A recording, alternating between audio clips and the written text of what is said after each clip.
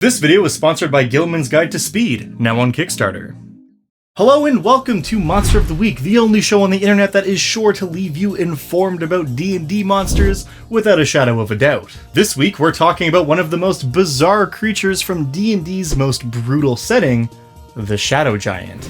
As always, today we'll be talking about the dark history of the Shadow Giant, both in real-world publication and its lore relating to Dungeons & Dragons. Then we're going to go over its abilities, unique traits, ecology, and ultimately convert it from AD&D 2nd edition into 5th edition D&D. As always, you can find my 5e stats linked in the description down below. And while you're down there, you can find a link to this week's sponsor, Gilman's Guide to Speed. Have you ever wanted to reenact the plot of beloved 90s movie Speed and other 90s movie Speed 2 in a D&D campaign? Well, with Gilman's Guide to Speed, you can do that and much more. The latest Kickstarter project from the folks at Only Crits is jam-packed with everything you need to run the high-octane arcane punk game of your dreams. There are over 30 new magic-infused vehicles, all made to work with the book's brand new speed racing rule set to give you a new way to engage with the D&D 5e you love. But if you think you can do better on the design front, try creating and constructing your very own vehicles and more with codified engineering rules meant to enable player creativity. This book has also got tons of new spells, new magic items, 4 new classes, 12 subclasses, new races, new backgrounds, new feats, and over 40 new monsters. That's something I'm very much looking forward to. There are pledge levels for all budgets, and if anything I've said so far has triggered your primal urge to go fast, I highly suggest you check out this product. The folks over at Only Crits have been pushing the boundaries of game design, especially within the 5e space for the past few years now, and Gilman's Guide is no exception. The project has already passed its funding goal and is on track to start smashing through some stretch goals, starting with a slew of new player options. So if you've got to go fast, hit the link in the description down below, head over to the Kickstarter, and check it out for yourself. Thank you once again so much to Only Crits and this buck wild D&D Kickstarter for sponsoring our video this week. Now, without further ado, let's talk about the giant shadow person in the room.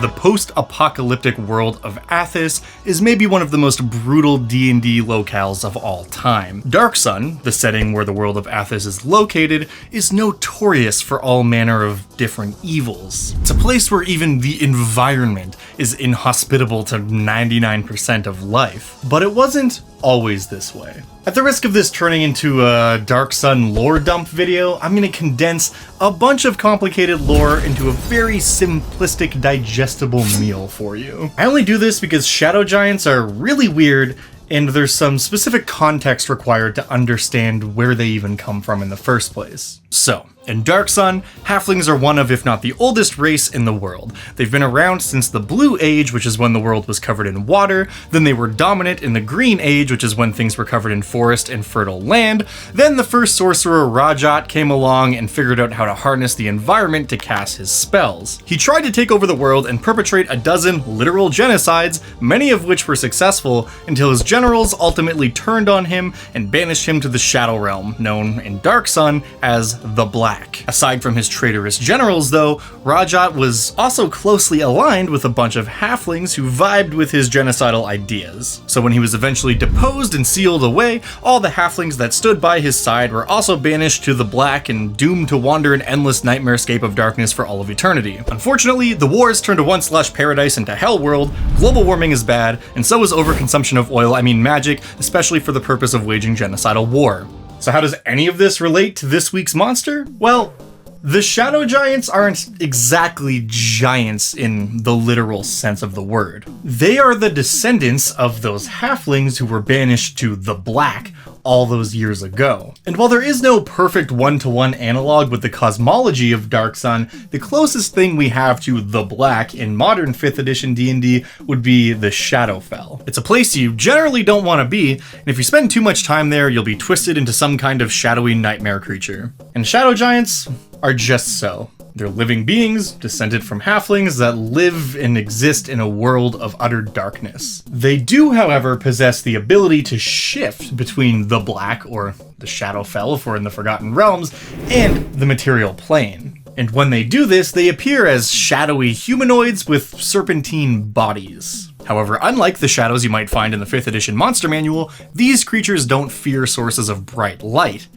They feed on them. In a place of total darkness, the shadow giant stands only about 6 feet tall. However, when exposed to bright light, they grow upwards of 25 feet in height. Not only is this an aesthetic change, but the more light they absorb to cast a larger shadow, the more powerful they become. For this reason, many travelers mistake them for giantkin, and thus they are called shadow giants. Funnily enough, the Dark Sun Monstrous Compendium Appendix 2, the only book this creature ever appears in, specifies that they don't refer to themselves as shadow giants, but rather shadow people, which makes perfect sense given that they're not actually giants, at least not genetically. So as you can imagine, this whole situation made this creature very difficult to port into 5th edition. They're just so unlike any other monster that I've come across, and they have a very lore-heavy origin story with specific ties to the history of Dark Sun. If you happen to be playing a 5th edition Dark Sun campaign, great, this monster's gonna fit right in. But I imagine there aren't many of you adventuring in the world of Athos right now because we don't have, and likely never will have, an official 5th edition printing of the setting. So what I've done in my conversion is provided some alternative lore with how they might better fit with the Forgotten Realms, since that's probably where most of you are. Or at least in a homebrew world with adjacent lore and a somewhat similar cosmology. So that way, if you like this monster and you want to slap it in your game, you can just do so, and there's no need for an on-the-fly justification of where they come from or why they exist in your game.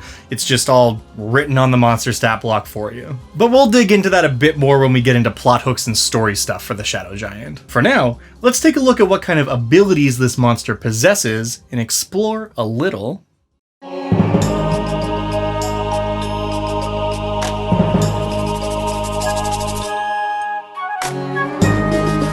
Clocking in at a CR of 7, this thing is going to be either very dangerous or pretty manageable depending on circumstance. Its signature trait is called Shadow Body, which is the one that mechanically explains how it changes in various degrees of light or darkness. In regular or bright areas of light, this bad boy is standing 25 feet tall and doling out a ton of damage. However, in dim light, its size category goes down from huge to large, and then in total darkness, it goes from large to medium.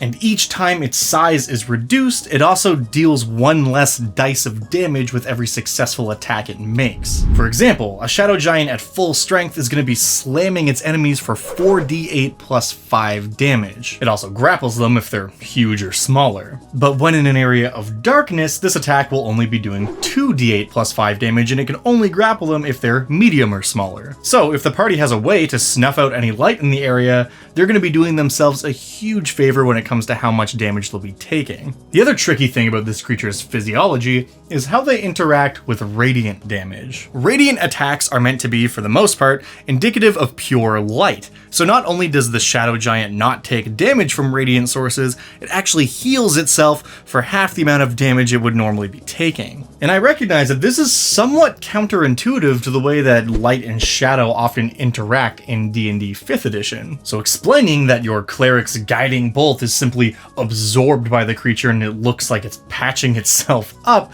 is a great way to explain to the players that something is not quite right here. And of course, as semi-corporeal beings of shadow, they are straight up immune to non-magical damage, and they have some pretty hardy resistances as well. But when it comes to them actually dealing damage to other creatures, they of course have that aforementioned slam attack. And in place of the classic rock throw many of the giants in 5th edition have, I gave them an attack called Dark Bolt. This essentially allows them to shoot a missile of dark energy at an opponent, causing some cold damage to them. And there's a saving throw attached, which, if they fail, they suffer a level of exhaustion. I mean, they are from your world's version of the Shadow Plane, after all. Much like their undead shadow cousins, the Shadow Giant is big on the idea of sapping life energy. They can cause exhaustion with their Dark Bolts, and their slam attacks drain away your strength score temporarily. However, unlike the Shadow from the 5e monster manual, this strength drain doesn't kill you if it drops you to 0 strength, it simply renders you unconscious for a while. This might seem pretty forgiving, which it is, unless of course that particular Shadow Giant happens to hate you, because the final action on this Shadow Giant stat block is called Descend, and it works basically the same way the Plane Shift spell works, except it only allows travel between the Black, or the Shadowfell, and the Material Plane, and it can take any creatures it's grappling with it. Dead or alive, you are coming with me. On the one hand, this is a great way to travel between 2 planes with 2 of your closest friends. On the other hand, it's a great way to kidnap an unwilling victim and drag them off to the Shadowfell. A telltale sign that this monster is from the old school role-playing days of D&D is that there is no saving throw-like effect where you get to roll a dice and possibly resist being dragged to the Shadowfell. If it's grappling you, and it uses this action, it just goes there and takes you with it. I mean, sure, it does have to hit you with a slam attack to grab you first, but if it succeeds on that part of it and you don't escape by its next turn, you might be fucked. If you want to be a little bit nicer to your players, you could always give them a chance to break free by making a strength save or something like that at the last moment before being dragged off to a different plane of existence. You could also rule that it can only use this ability on willing or unconscious creatures if you're feeling extra nice. But rules as written, it just takes you on a little trip. So, as a DM, I would use this ability very sparingly. Because if you're not playing in a gritty, high mortality campaign, a player becoming trapped in the Shadowfell is potentially a huge deal, but it could also make for some really interesting plot points. So, let's talk about that.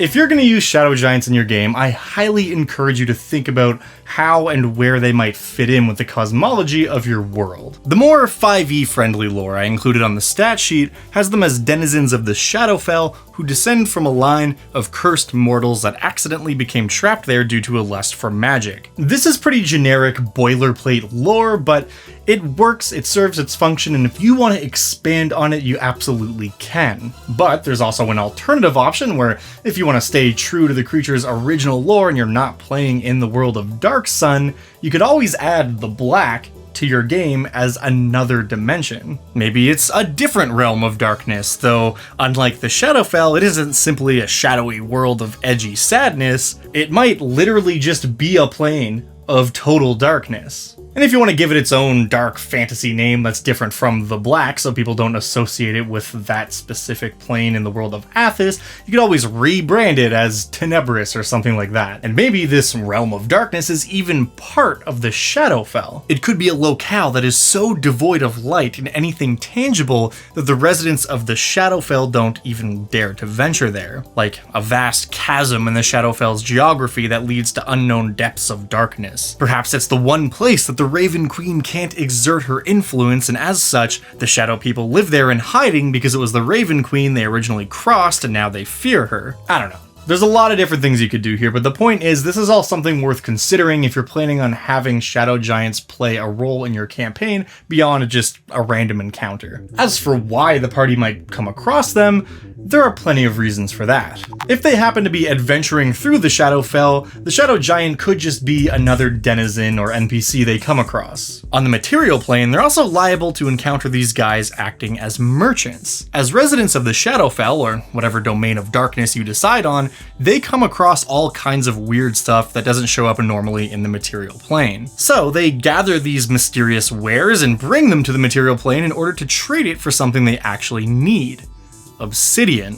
Obsidian is so precious to them because the Shadow people need it in order to propagate their species. They use orbs of obsidian almost like eggs as objects that they can infuse part of their essence into and ultimately have them hatch into a new shadow person. So, the stuff that you can get from a Shadow Giant merchant is going to be extremely weird and exotic to the world most people are used to. But in exchange for these bizarre goods, they only accept payment in obsidian. How difficult it is for your players to get obsidian is up to you. But if there's a known location where a Shadow Giant sets up shop, this can be a great excuse for the players to go seek some obsidian out to trade with one of these guys as a sort of side quest. And this could also ultimately lead to some really interesting political faction type stuff. Maybe the Shadow Giants have an arrangement with a kingdom on the material plane wherein they will do the king's bidding in exchange for 100 obsidian orbs every month. That could be an explanation as to why they're helping out a faction of mortals on the material plane despite not having any actual interest in their politics. And if you are planning a whole adventure in the Shadowfell, the Shadow Giants could also work as a really interesting way for your players to get there.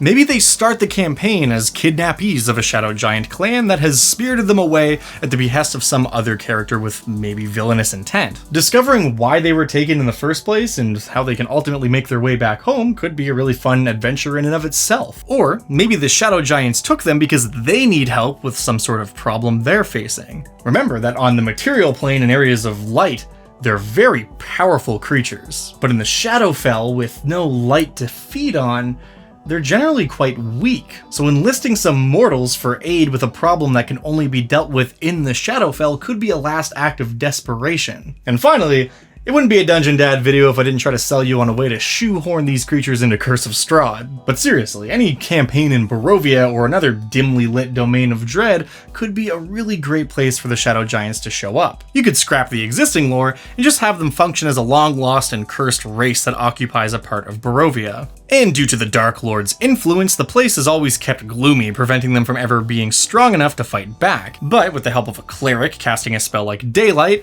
they might increase their power and prove to be a formidable ally. But no matter what you choose to do with this monster, I definitely want to hear about your ideas, stories, and plot hooks and ways you would employ a creature like this down in the comments below. I think there's tons of lore and story potential here, and I know you guys love a weird monster to experiment with, especially one from Dark Sun. I also wouldn't even be here talking about these monsters if it weren't for all the lovely folks supporting me over on Patreon, so I want to give a big shout out to all of our patrons, and a special shout out to our randomly selected Patron of the Week. This week we're giving a shout out to Lupine Grace. Thank you so much for your support. It's very gracious of you. I appreciate it immensely. And thank you for watching. As always, don't forget to check the description down below for a link to my 5th edition conversion of this monster. It's there in the form of a Google document, which contains everything you'll need to successfully bring this creature to your table. And if you are one of my aforementioned patrons, you can of course find the Monster of the Week style high-res PDF document over on the Dungeon Dad Patreon page, which contains all the same information, just fancier presentation, some brand new artwork, and it helps support me and the content we're making here. Speaking of artwork, I want to give a big shout out to this week's artist Tam for their incredible work bringing the Shadow Giant to life. He looks very creepy, and I love him. And of course, if you've got a monster you'd like to see show up in a future episode of Monster of the Week, leave a comment, jump in the Discord, the link to that is down in the description as well, and we have a monster suggestions channel where you can suggest a monster, fancy that, and wherever you suggest it, it will be added to the monster suggestion list, and who knows, you might just see it show up on an episode of Monster of the Week. So once again, thank you so much for watching, and I'll see you in the next one. Till then.